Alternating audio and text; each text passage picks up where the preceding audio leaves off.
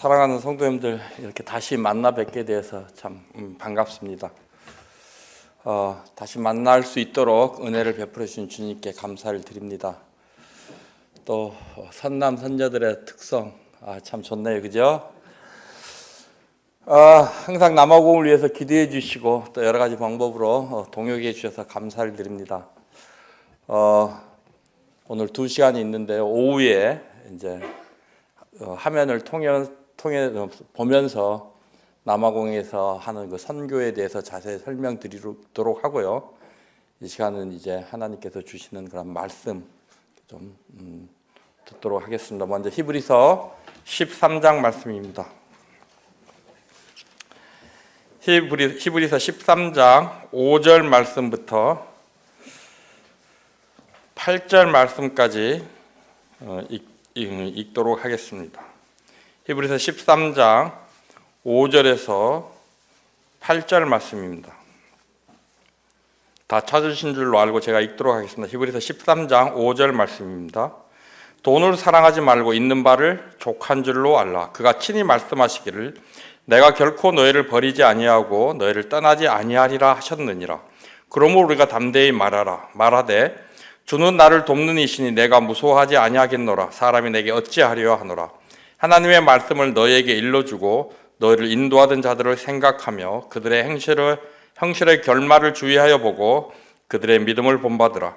예수 그리스도는 어제나 오늘이나 영원토록 동일하시니라. 제가 이번에 들어와서 많이 느낀 게요, 참 우리의 믿음이 많이 변했다.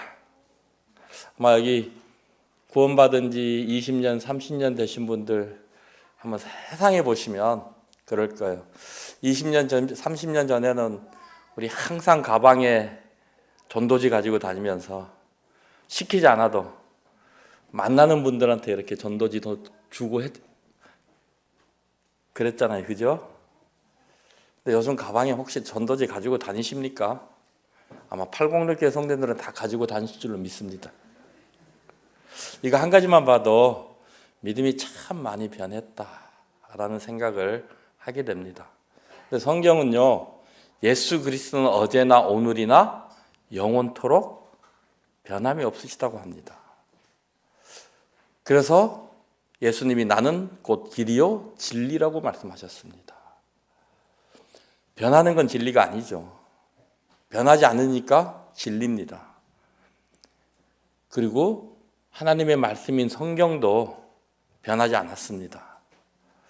우리 믿음의 선진들이 가지고 있던 성경과 지금 우리들이 가지고 있던 성경은 동일한 성경입니다. 그런데 믿음은 변했습니다. 참 안타깝죠. 그래서 오늘 성도들과 함께 나누고 싶은 주제는 언제나 우리와 함께 하시는 하나님입니다. 우리의 믿음이 변하지 않으려면 하나님이 누구인지 바로 알아야 될 것 같아요. 4절, 5절에 보면 돈을 사랑하지 말라고 말씀하십니다.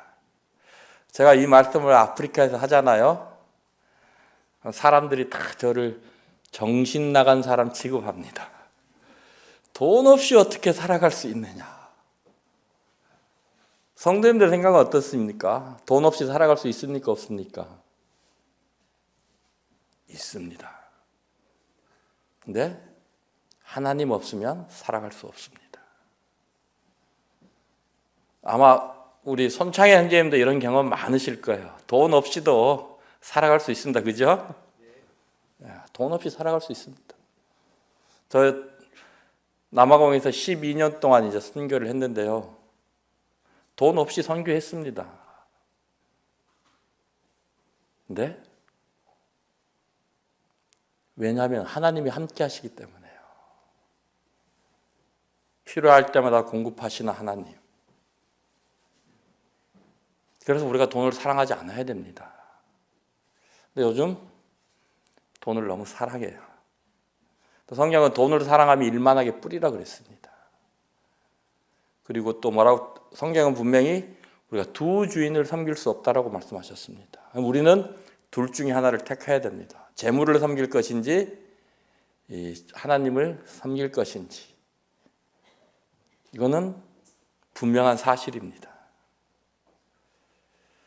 우리는 이 청지기예요. 청지기 직분. 그래서 이 돈을 관리하는 것도 이 청지기로서 관리를 해야 된다라고 하는 것이죠. 그래서 청년회 때부터 훈련이 돼야 돼요. 제 아들이 남아공에 살다가 군대를 가기 위해서 금년에 이제 한국에 들어왔어요. 그런데 교회에서 장로 형제님이 야, 너까지 오면 어떡하냐. 그러니까 당장 군대를 가지 말고 7월 달에 6월 달에 남아공 SABC 캠프가 있는데 거기 가서 좀 도와주고 그리고 8월 달에 교회 수양회도 하고 그러고 군대를 갔으면 좋겠다라고 말씀을 하니까 제 아들이 예, 알겠습니다 했어요. 그리고 이제 한 7개월 동안 시간이 있잖아요.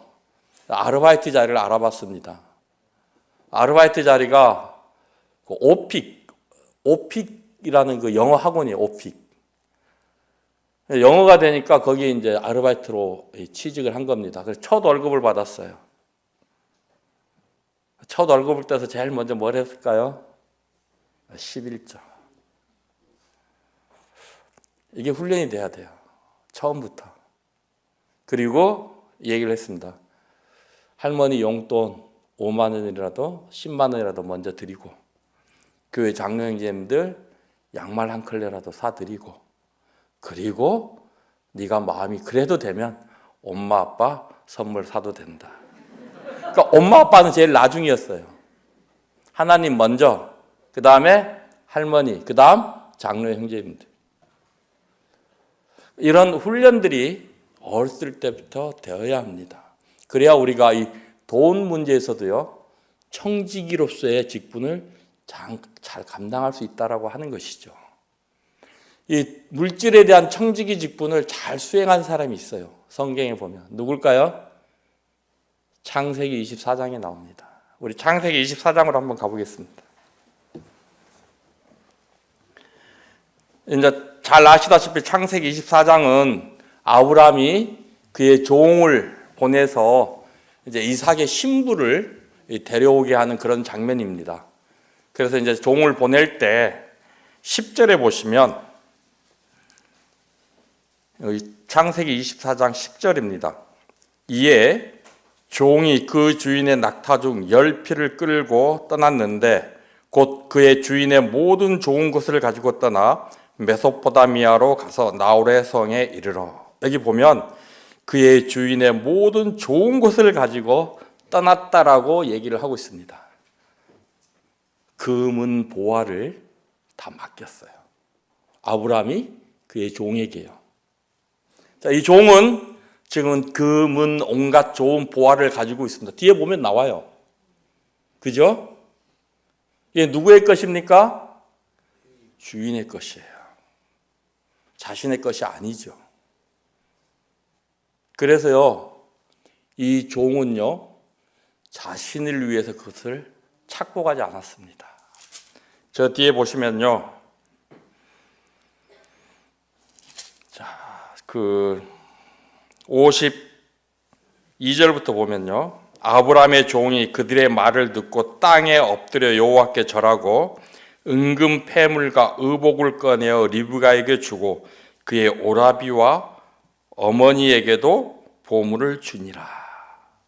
그러니까 주인께로부터 온갖 보물을 그 주인을 위해서 다시 사용하고 있잖아요.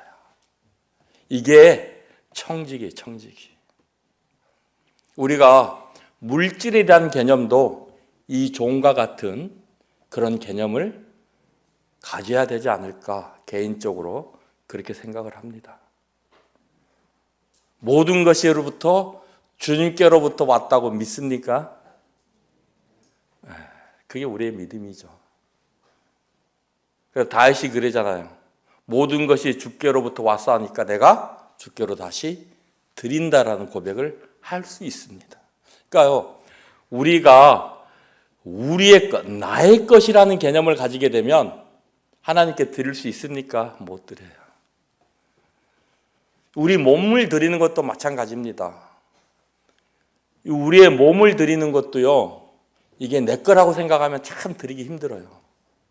근데 이 몸도 주님께로부터 받은 주님의 것이라고 생각을 하면, 그렇게 믿으면요, 드리기가 쉬워집니다.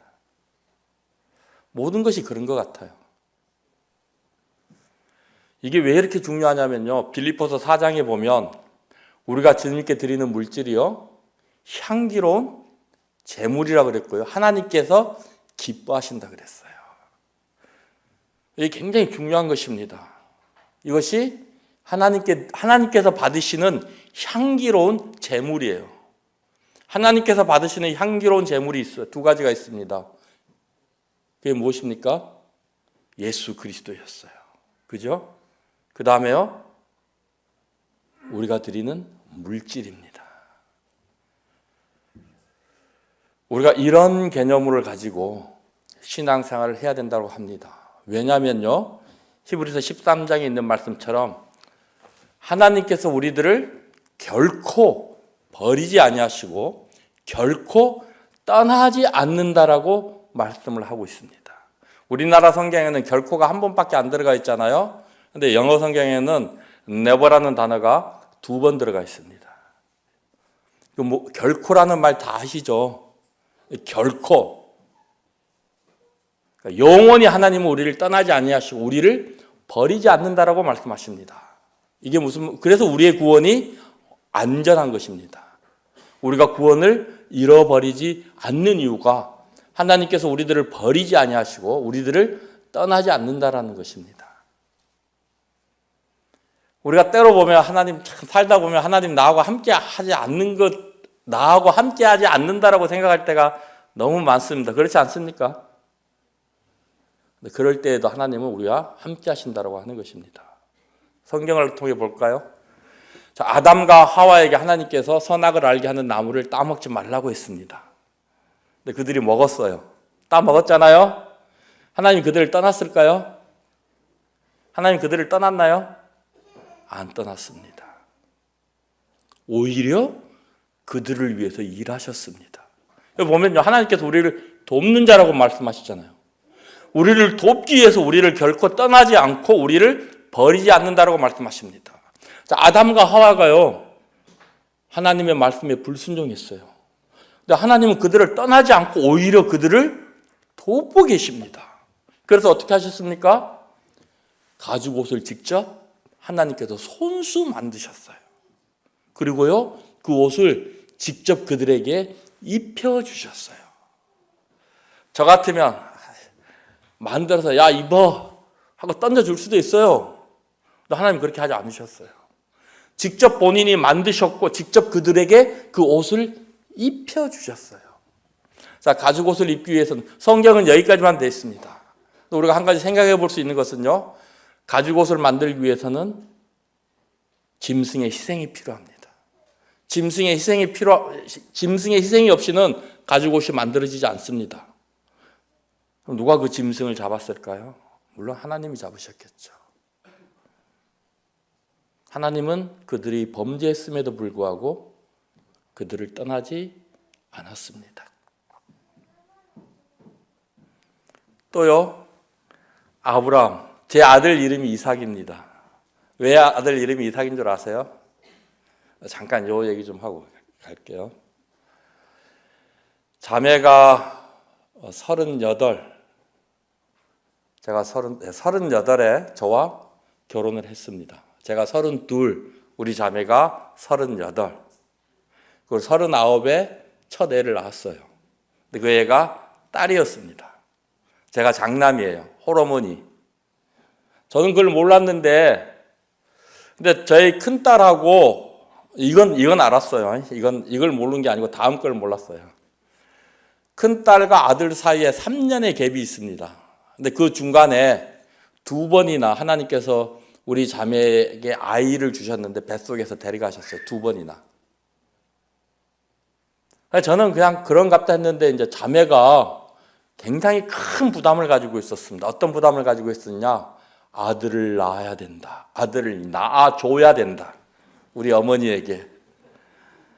이런 부담감이 있었나 봐요. 그걸 저한테 전혀 내색을 안 했으니까 저는 모르고 있었죠. 어느 날 저를 불러요. 창세기 말씀을 딱 펴주면서 내가 이리이리해서 아들에 대한 부담이 있었는데 창세기를 큐티하다 보니까 사라가 90세 때 아들을 낳았더라. 근데 지금 내 나이를 보니까 한참 어리더라. 그래서 마음에 평안이 왔다. 이런 얘기를 하더라고요. 그 자리에서 그 말씀을 듣는, 그 얘기를 듣는 순간 우리 자매에게 하나님께서 아들을 주시리니 이름을 이삭이라 하라. 제가 그렇게 얘기했습니다. 그렇잖아요. 그럼 하나님께서 그 말씀으로 일을 하시는 건 너가 나이는 많지만 내가 너에게 아들을 줄 것이라 하는 이 말씀을 주시는 거잖아요. 이게 우리의 믿음은 단순한 겁니다. 어떤 결과를 보고 믿는 게 아니고요. 하나님의 말씀이 사실로 내 삶 가운데 사실로 이루어질 것을 믿는 게 믿음이에요.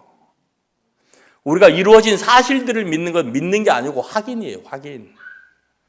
믿음이라고 하는 것은요, 하나님의 말씀이 내 삶 가운데 아직 이루어지지 않았지만 그것이 이루어질 걸로 믿고 그대로 행하는 것이 믿음이라고 하는 것입니다. 그래서 자매에게 그랬어요. 아들을 낳으리니 이름을 이삭이라 하라. 근데 정말 한 3, 4개월 있다가 자매에게 아이가 생겼어요. 그래서 이름이 이삭입니다. 남아공에 가서 제 영어 이름이 아브람이에요. 아브람. 그러니까 우리 자매 이름은 자동적으로 사라가 되었습니다. 근데 저는 제가 봤을 때는 우리 자매가 성경에 나오는 사라보다 더 예쁜 것 같아요. 그렇지만 저는 남아공 가고 우리 자매를 내 누이라고 거짓말하지 않았어요. 근데 아브람은요, 애굽에 내려가서 어떻게 했습니까? 내 누이라고 했잖아요. 자매님들, 우리 이런 사람 남자로 믿을 수 있습니까? 아니잖아요. 그죠? 자, 외국에 갔어요. 내 아내가 위험한 상황에 빠졌습니다. 그러면 남자가 자기 목숨을 내놓고서라도 아내를 지키고 보호하는 게 이게 맞잖아요. 근데 지금 자기 하나 살자고 자기 아내는 아무렇게나 해도 소용없다는, 남의 아내가 돼도 소용없다는 거 아닙니까, 지금? 안 그렇습니까? 이렇게 형편없는 사람이었어요. 하나님이 그를 떠나셨나요? 안 떠났습니다. 오히려요, 창세기 12장에 보면요, 아브람의 용고로 하나님이 바로에게 재앙을 내리셨다. 이렇게 말씀하고 있습니다. 벌을 받아야 될 사람은 아브람이에요. 그런데 하나님은요, 그 아브람을 돕고 계셔요, 지금. 그것도 한 번씩이 아니라 2번씩이나요. 그리고요, 우리 믿음의 조상이라고 합니다. 그런 사람을 하나님의 그의 믿음을 보시고 어떻게 그를 의로 여기셨다고 창세기 4장, 로마서 4장에서 말씀하고 있습니다. 놀랍지 않습니까? 우리가 믿고 있는 하나님, 이런 하나님이십니다. 참 우리 힘들고 어려울 때 하나님 내 곁에 없는 것 같아요. 그 가운데서도 하나님 우리와 함께 하신다는 겁니다.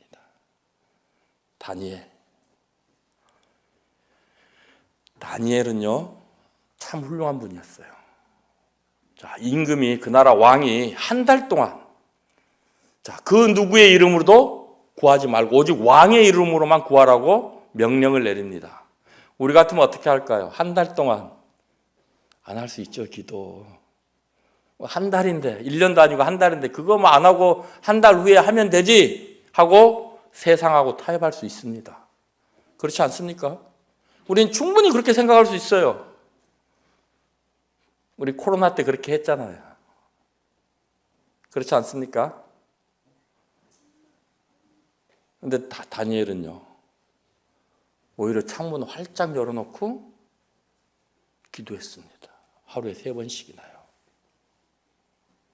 그래서 경건하게 살고자 하는 것은요, 의를 위해서 핍박을 받습니다. 성경이 말을 합니다. 근데 사랑하는 성도님들, 그러면 하나님 안 믿는 사람들에게는 고통이 없을까요? 그들도 동일하게 고통받습니다. 그렇지 않습니까? 그러니까 고통은요, 힘들고 어려운 거는 하나님 믿는 사람들에게만 오는 것이 아니라 이 세상에 있는 모든 사람들에게 오는 것입니다. 근데 그들은 우리가 겪지 않는 다른 고통을 당할 뿐이죠. 그런데 그리스도인들의 무엇이 다릅니까? 그 고통 가운데서도 하나님이 함께 하신다는 겁니다. 다니엘이 사자굴에 던져졌어요. 그런데 어떤 일이 벌어졌습니까? 하나님께서 그의 사자를 보내셨어요. 그의 사자, 그의 천사들을 보내셔서, 이게 단어가 똑같으니까 좀 그러네요. 천사들을 보내셔서 사자의 입을 봉해버렸습니다. 이게 무엇입니까? 그리스도인들에게 고난이 옵니다. 그 가운데서도 하나님께서 지켜주시고 보호하신다는 거예요. 제가 남아공에서 예배당을 건축을 하는데요, 굉장히 힘들었어요. 이분들 참 무서운 분들이에요. 이 사람들이요, 참 게을러요. 자기들 일 안 하거든요. 그래서 외국인 노동자들이 많이 와 있습니다. 그래서 이 사람들이요, 그 사람들이 자기들 일거리 빼앗는다고 가끔 가다 외국인 혐오, 그러니까 제노포비아, 외국인들을 혐오하는 그런 폭동을 일으킵니다. 그럼 폭동을 일으키면 어떻게 일으키냐면요, 외국인들을 잡아서 딱 묶어요. 그리고 자동차 타이어를 그 위에 씌웁니다. 신나를 뿌리고 살아있는 사람한테 불을 질러버려요. 그 정도로 무서운 사람들입니다. 이 아프리카는 지금 21세기에 살고 있지만요, 19세기 문화 가운데서 살아가고 있습니다. 사람 하나 죽이는 거요, 아주 우습게 여깁니다. 저희 성경 공부에 구도자 아가씨가 나왔어요. 아가씨가. 여기 아프리카에서 오신 분 안 계시죠? 없죠? 나왔는데 이 여자가, 남자가 있어요. 다른 남자를 만났어요. 그랬더니 전에 만났던 남자가 가서 칼로 그어가지고 죽였어요. 그런데 부모가 경찰에 고소를 못해요. 후환이 두려워서요. 그러니까 사람 하나 죽이는 걸 우습게 여깁니다. 이분들이 지금도요, 동네에서, 제가 있는 그 교회가 있는 과학폰테인은 어떤 일이 생겼냐면, 아침에 교회를 갔는데 한 9시 반, 10시쯤 됐어요. 사람들 한 100여 명 몰려 있고요, 가운데 한 사람인데 그 사람한테 막 돌을 던지는 거예요. 그래서 이 얘기를 들어보니까요, 한 일주일 동안 동네에서 염소가 계속 없어지는 거예요. 기르는 염소가. 그러니까 이제 이분들이 아마 마음을 받겠죠. 결국은 도둑을 잡았어요. 우리 같으면 그 경찰 부르잖아요. 그런데 이분들은 경찰을 안 불러요. 추장한테 갑니다. 추장이 말하면 곧 법이에요. 헌법에 의하면요, 간수법이 헌법보다 우선한다고 돼 있어요. 그러니까 헌법에는 일부 일처제지만요, 전직 대통령 부인이 4명이었습니다. 자기들 간습에 의하면 일부 다처제가 허용이 되거든요. 그러니까 우리나라 같으면 탄핵감 아닙니까? 대통령이 헌법 안 지켰으니까. 근데 용납이 되는 거예요. 간습법이 그러니까요. 그들의 간섭이에요. 추장한테 데리고 갑니다. 그럼 추장이요, 돌로 던지라. 아침 9시 반부터 그 사람 돌로 던지고 발로 차고 두들겨 패는데 오후 3시 반까지 그래요. 그래서 사람들 그래서 많이 죽습니다.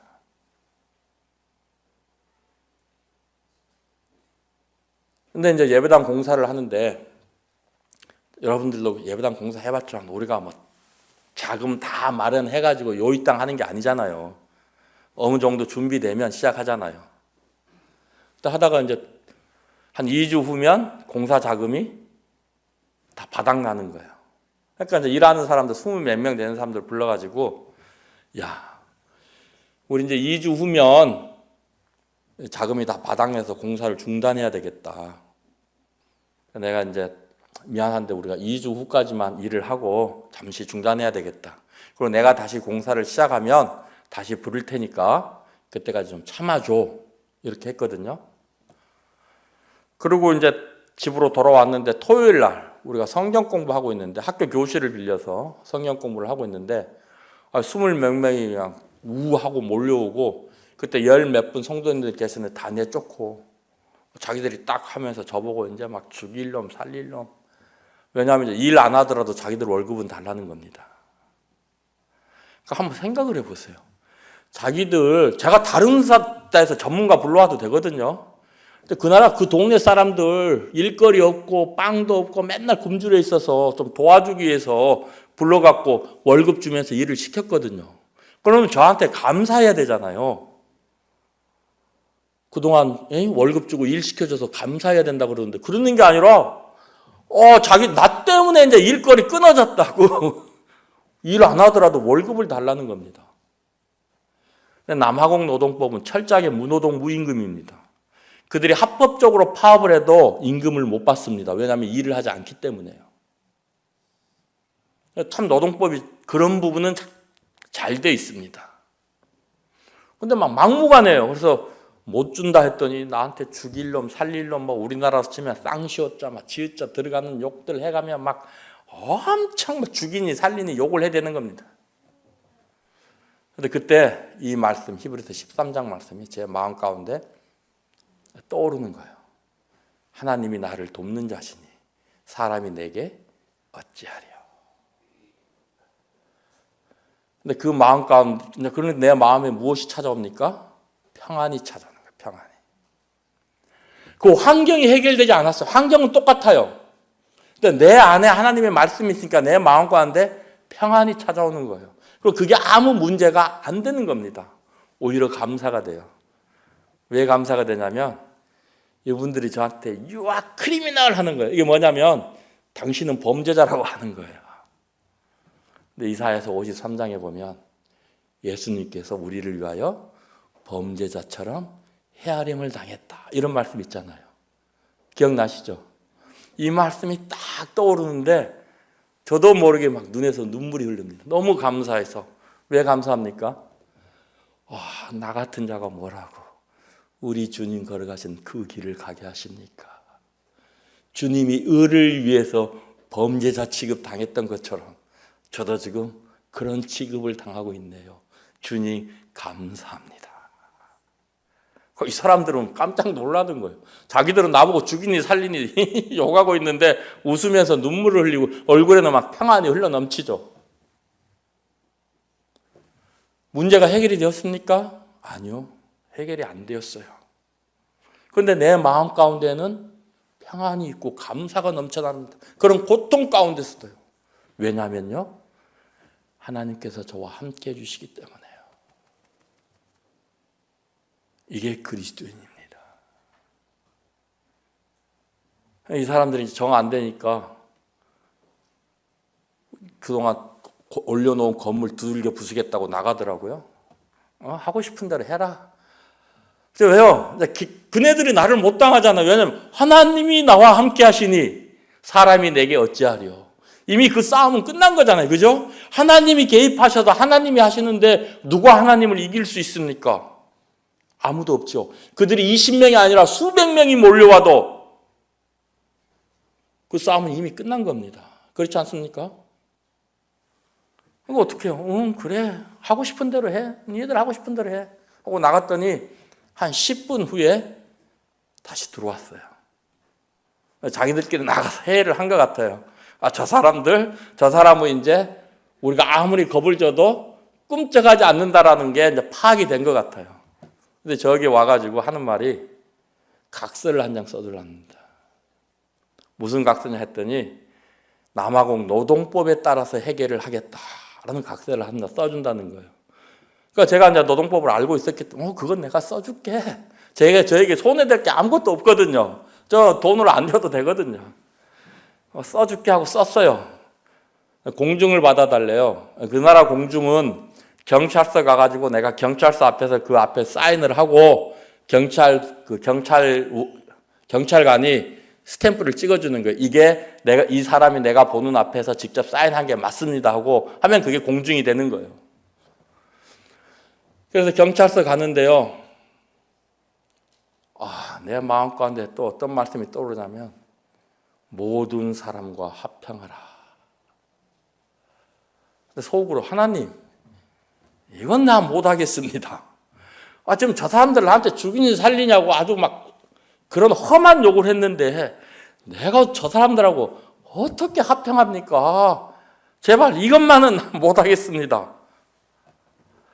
그러면 그럴수록 내 마음 가운데서 그 말씀이 더 그냥 막 힘있게 나를 주장하는 거예요. 어떡합니까? 내가 싫어도 내 몸을 쳐서 복종시켜야 되잖아요. 이게 성경의 가르침이잖아요. 그러니까 각서 쓰고 나오면서요, 싫지만 하나님의 말씀이 그러니까 이때는 이제 기쁜 마음이 아니고 할 수 없어서 의무감에, 그때가 이제 오후 한 2시가 넘었거든요. 그러니까 저도 배가 고프고 그분들도 배가 고프잖아요. 그러니까 경찰서 옆에 KFC 가게가 있었어요. KFC 가가지고 치킨버거 세트를 하나씩 사줬어요. 그분들 중에 한 번도 그 KFC 치킨버거를 먹어본 사람이 없어요.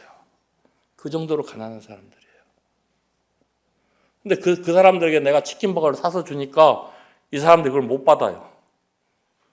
자기들도 양심이 있지. 그 방금 전까지 죽이니 살리니 어쩌니 막 하고 욕을 해댔는데 제가 그걸 사주니 선뜻 못 받잖아요. 야, 나는 하나님 믿는 사람이야.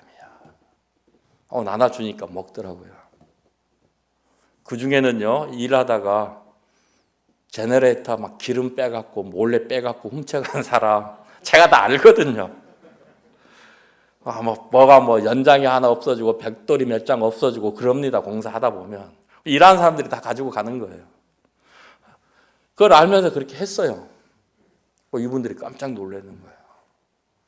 그 다음 주부터 자기 아내를 교회에 보내주고요, 자기 아들 딸들을 교회에 보내는 거예요. 야, 그 교회 진짜 교회더라. 하나님 참 살아계셔요. 정말 하나님 우리와 함께 하셔요. 하나님 정말 우리를 떠나지 않으셔요. 우리 주님은요, 우리가 당하는 고통에 함께 참여하십니다. 다니엘의 세 친구가 용광로에 던져졌어요. 근데 그 3명이 던져졌는데 그 안에 몇 명이 있었습니까?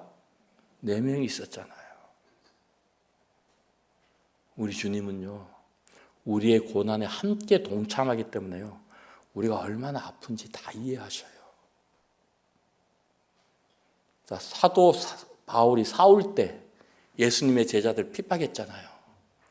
그때 예수님이 사울에게 나타나서 그럽니다. 사울아, 사울아, 네가 어찌하여 나를 핍박하느냐. 사울은 예수님 핍박 안 했습니다. 예수님의 제자들을 핍박했죠. 그런데 예수님에는 그게 자신을 핍박하는 거였어요. 그러니까 지금 자신의 제자들이 당하는 그 핍박에 예수님은 같이 동참하고 있는 것입니다. 사랑하는 성도님들, 우리가 힘들고 어려운 길 걸어갈 때 정말 주님이 내 곁에 없다고 느껴질 때도 하나님 우리와 함께 하셔서 우리와 함께 아파하시고 슬퍼하십니다. 이분 우리 믿는 하나님이에요. 우리가 하나님을 신뢰해야 되고 하나님만 의지해야 되는 이유가 여기에 있습니다. 돈이요? 아닙니다. 제가 그 말라이 사람들이 얼마나 참 아프리카요. 여러분 힘들고 어려울 때요, 아프리카 한번 와보셔요.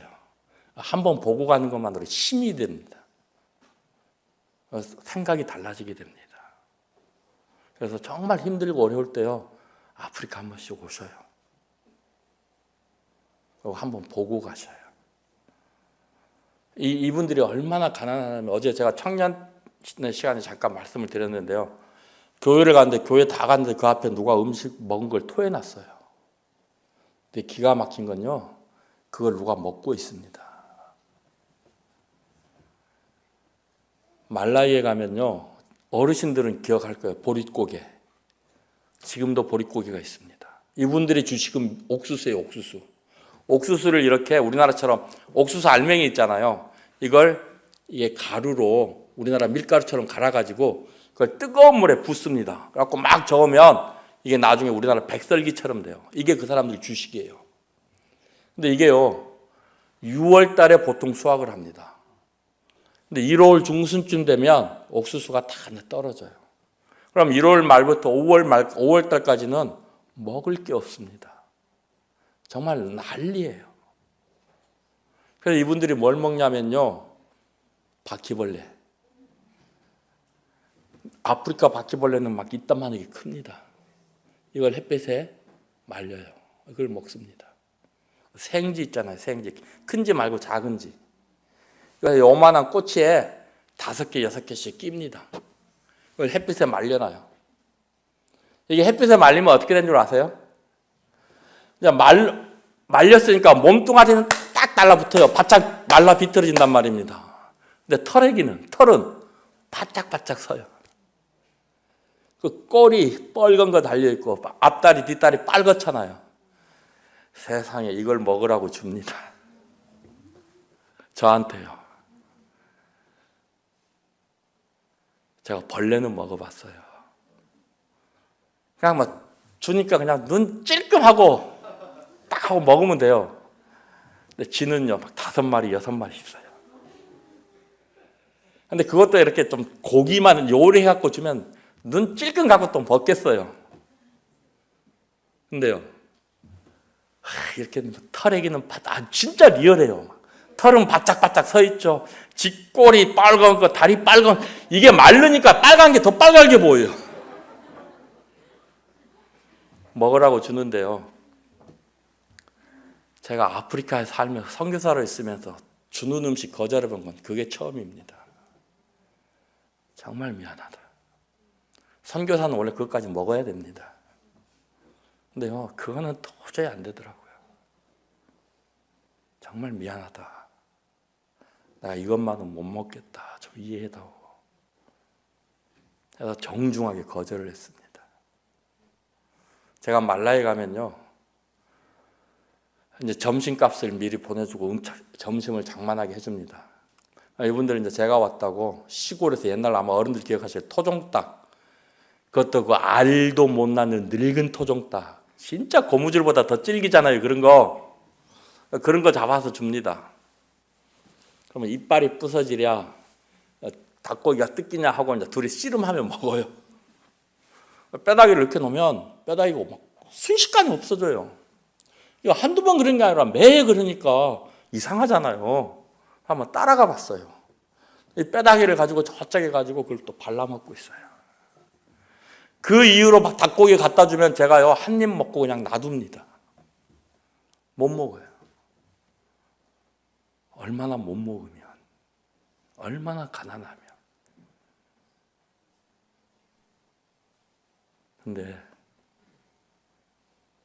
이분들에게 돈을 사랑치 말라고 가르쳤어요. 그랬더니요, 헌금하면 막 1,000원짜리, 10,000원짜리가 나옵니다. 이거 그분들에게는 엄청난 돈이에요. 이분들은요, 제가 참 여러분 우리 모임이 있는 걸요, 자부심을 느끼셔요. 제가 남아공 선교사로 가 있는데 제가 목사 타이틀이 없잖아요. 그러니까 이분들은 저한테 평신도 선교사로 해가지고 같이 모여서 식사를 하면 식사 기도도 안 시켜요. 평신도라고. 목사님들만 기도합니다. 근데 이분들이 저 앞에 와가지고 다 무릎 꿇고요, 존경합니다 그래요. 왜냐면요, 이분들은요, 저같이 현지에 가고 혼자 우리 맨 땅에 헤딩한다 그러잖아요. 개척해서 교회 세우는 걸 못합니다. 제가 그 일을 했잖아요. 자기들이 못하는 일을 하니까 이분들은요, 현지 목사들하고 연결이 돼가지고, 다른 나라는 모르겠어요. 남아공에서는요, 다른 현지 목사들하고 조인을 해가지고 그 교회 예배당 지어주고, 그리고 거기 가서 한국에는 내가 개척한 교회 하고 소개를 하고, 그리고 거기 가서 하고 또 돈 몇 푼 주고, 이런 식으로 선교하고, 아니면 신학교 만들어서 현지 목사들 불러다가 성경 가르치는 것밖에 못합니다. 근데 제가 현지에 가서 현지 교회를 개척을 했어요. 그러니까 이분들이 볼 때는 놀라운 겁니다. 근데 거기다 더 하나요. 이분들이 저한테 와서 얘기합니다. 자기 교인들 헌금하는 걸 얘기를 해줘요. 어떻게 하냐면 거기는 헌금 바구니를 이렇게 돌립니다.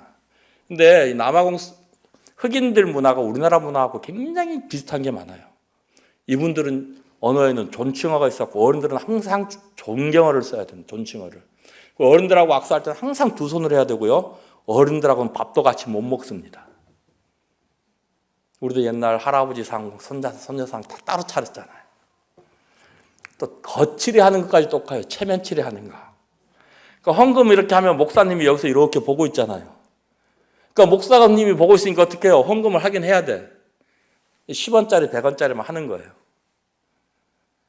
근데 헌금함이 내 앞에 왔어요. 주머니 드니까 1,000원짜리 한 장이 있는 거예요. 이분 헌금 할까요? 안 할까요? 합니다. 어떻게 하느냐? 1,000원을 넣어요. 동전을 딱 끄집어내갖고 990원 거슬러 갑니다. 이런 얘기를 해줘요.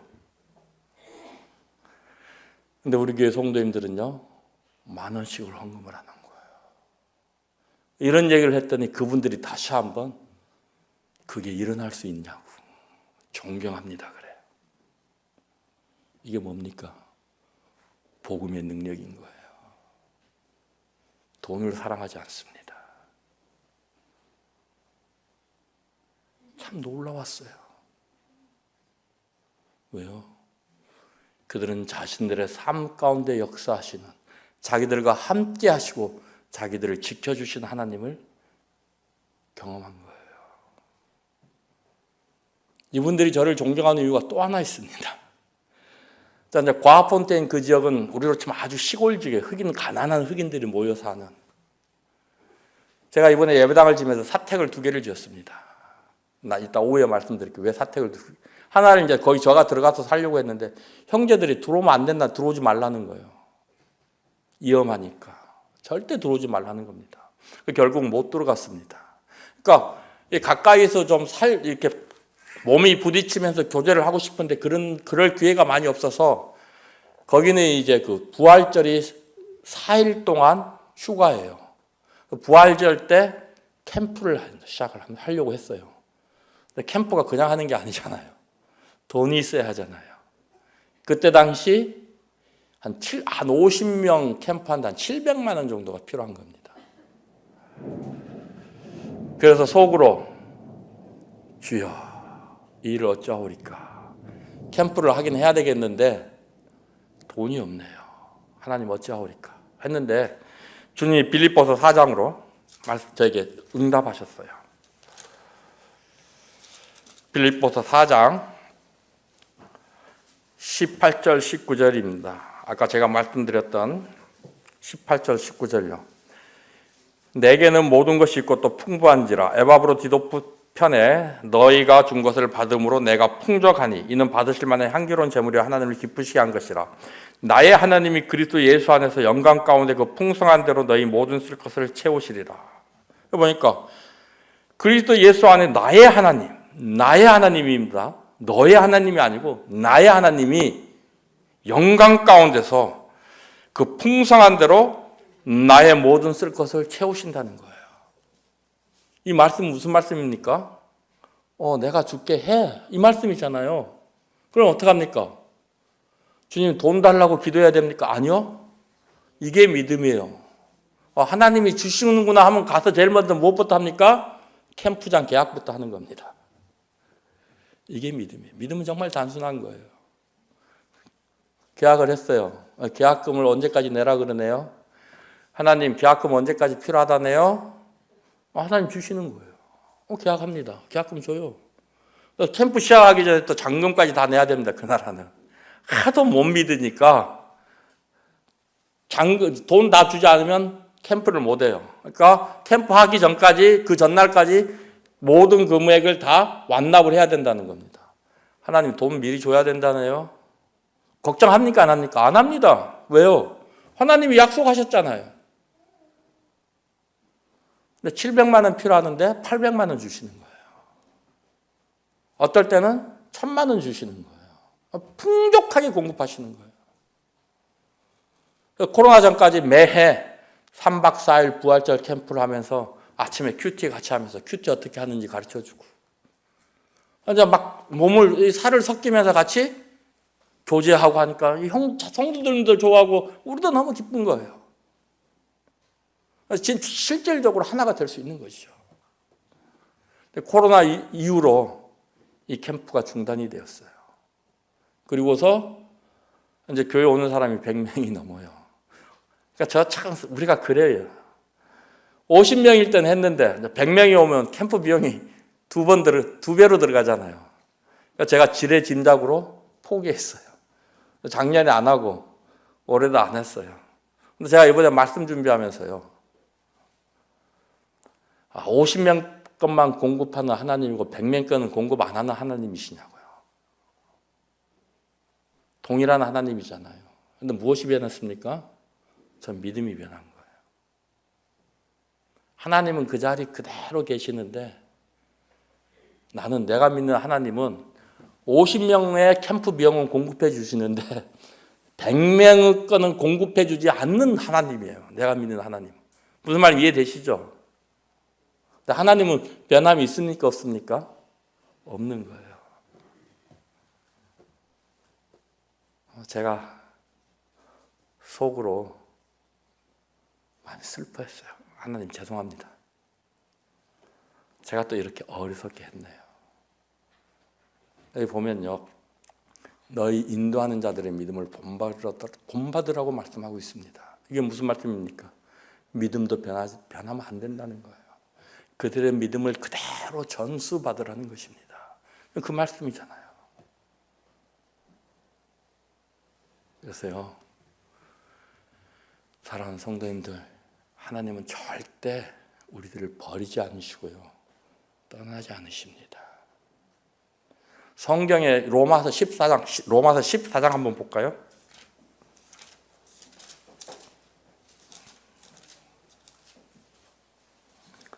우리가 너무 이 복음에 대해서 단편적으로만 생각을 하고 있는 것 같습니다. 로마서 14장 7절에 하고요, 7절부터 제가 읽도록 하겠습니다. 우리 중에 누구든지 자기를 위하여 사는 자가 없고 자기를 위하여 죽는 자도 없도다. 우리가 살아도 주를 위하여 살고 죽어도 주를 위하여 죽나니 그러므로 사나 죽으나 우리가 주의 것이로다. 이를 위하여 그리스도께서 죽었다가 다시 살아나셨으니 곧 죽은 자와 산 자의 주가 되려 하심이라. 이 9절에 보니까요, 예수 그리스도께서 죽었다가 다시 살아나신 것은요, 우리를 죄에서 구원하실 뿐만 아니라 우리들의 삶의 주인이 되시기 위해서. 근데 우리는 이 주인이라는 개념을 조금 오해하고 있는 부분들이 많아요. 주종의 관계, 그렇잖아요.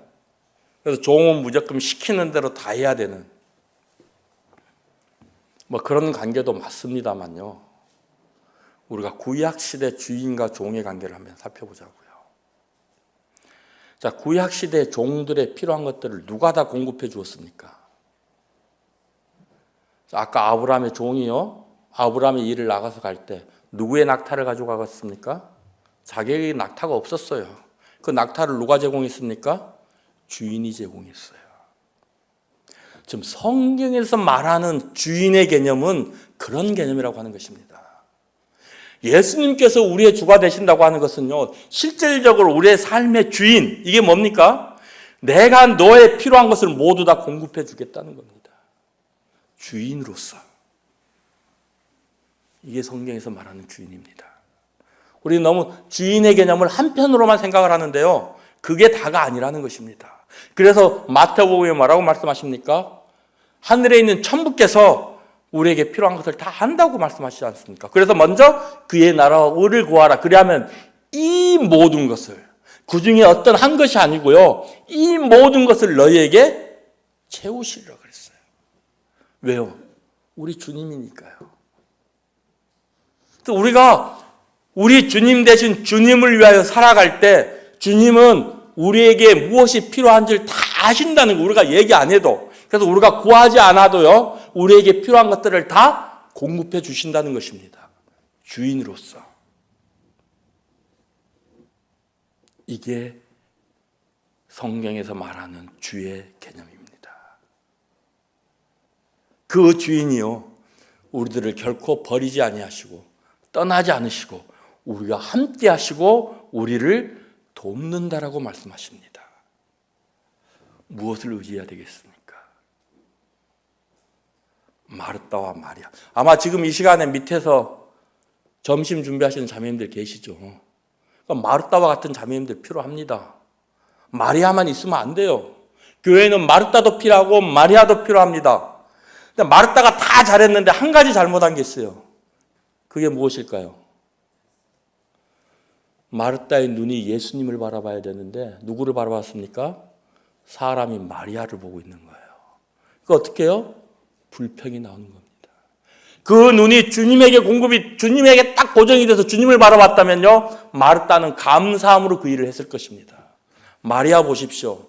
그 비싼 300데나리온 되는 향유를 주님께 드릴 수 있었던 이유는 그의 눈은요, 주님만 바라보고 있었습니다. 누가 더 많이 드렸습니까? 마리아가 더 많이 드렸습니다. 그런데 그 입에서는 불평이 나오지 않았어요. 왜냐하면 그는 주님만 바라보고 있었기 때문에요. 근데 마르다는요, 적게 드리면서도 불평했습니다. 왜냐하면 주님이 아닌 사람에게 그의 눈이 고정되어 있었기 때문입니다. 사랑하는 성도님들, 우리 교회 생활을 할 때요, 옆에 성도님들을 보면 불평하고 만족스럽지 못합니다. 그렇지 않습니까? 우리 그런 경험 많이 있잖아요.